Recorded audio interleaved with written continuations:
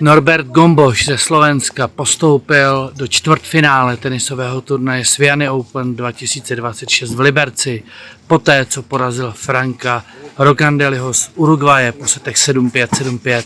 Norberte, jaký to byl zápas? A bol to strašne vyrovnaný zápas, strašne veľa dlhých výmien. Super sa snažil hrať cez tie dlhé výmeny a vysokými spinmi. Ja som dobre začal v tom zápase, hneď som získal prvý break, ale tam sa to trošku skomplikovalo, že ma breakol späť, ale dôležité bolo, že ten prvý aj ten druhý set sa neodohral v tiebreaku, ale že som dokázal vyhrať 2x7-5. Vy jste vždycky soupeře breakl za stavu 5-5 potom, tak co tam rozhodlo v těch dvou gemech?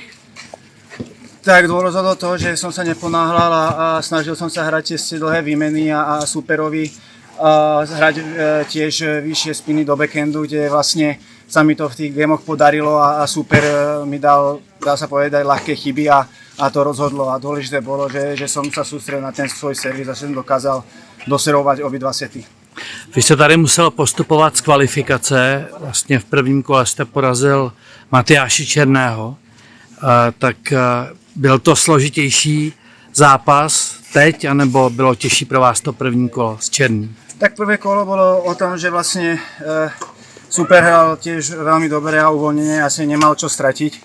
A ja som trošku sústredenie mi trošku opadlo a tým pádom to super využil, ale dôležité bolo, že som sa dokázal schopiť a vyhrať aj v tom treťom sete v tom prvom kole.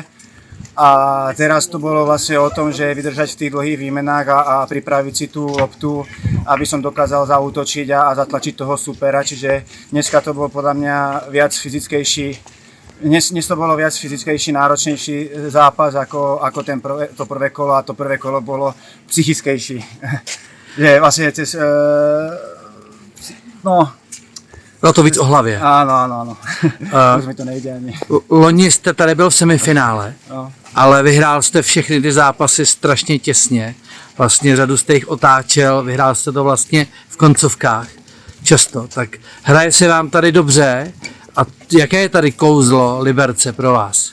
Tak tu v Liberci to cítim, že to je trošku taká iná antuka, rýchlejší. Čiže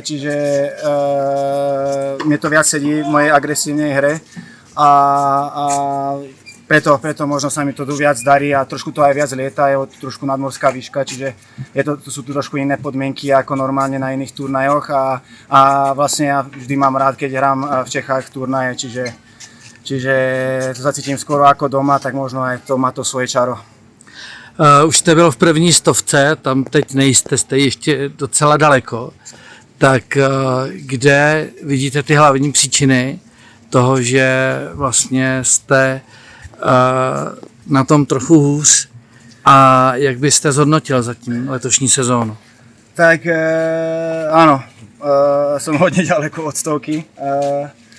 Lebo v roku 2023 som mal 2 operácie, čiže bolo to náročné a tam som vlastne zo 120 padol až na 700, čiže ono to bolo veľmi náročný rok pre mňa a odtiaľ sa vlastne vrácať späť a už ani nie som najmladší, tak je to aj o tom, že vlastne tie turnaje všetky hrám v kvalifikácii a aby sa človek dostal do štvrťfinále, musí vyhrať 4 ťažké zápasy a to možno už v mojom veku trošku tie síly treba aj šetriť a možno to mi bere trošku v tých rozhodujúcich zápasoch, možno, že tá energia tam chýba, ale stále bojujem, cítim sa fit, čiže ešte sa pokúsim nejako spraviť nejaký zázrak, ale stále tam mám tú motiváciu, chcem hrať, čiže dôležité je to, že u mňa teraz dôležité je od zápasu k zápasu sa sústrediť a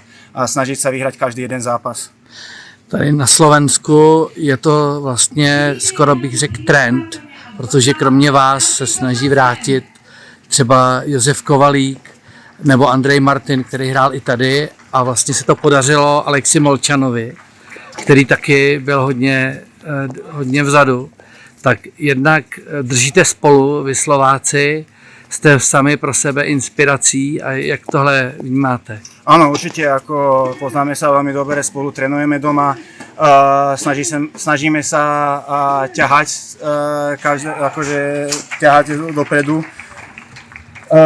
Alexovi sa to brutálne podarilo, ten tiež mal náročnú sezónu minulý rok, ten musel hrať future, lebo mal tiež 2 operácie a si to vydrel a obrovskými výsledkami si to zaslúži a vrátil sa späť do prvej svetovej stovky, čiže to je pre slovenský tenis veľmi dobré a hlavne ukázal, že sa to dá vrátiť a Jozef Kovalík tiež mal malú operáciu, Andrej Martin sa vracia tiež, čiže ja s Andrejom už nie sme tí najmladší, ale máme vlastne rád tento šport a snažíme sa tiež vyťažiť čo najviac a dúfam, že v tej prvej svetovej stovke u nás Slovákov bude čoraz viac a bude to lepšie. Tak hodně štěstí. Ďakujem vám pekne.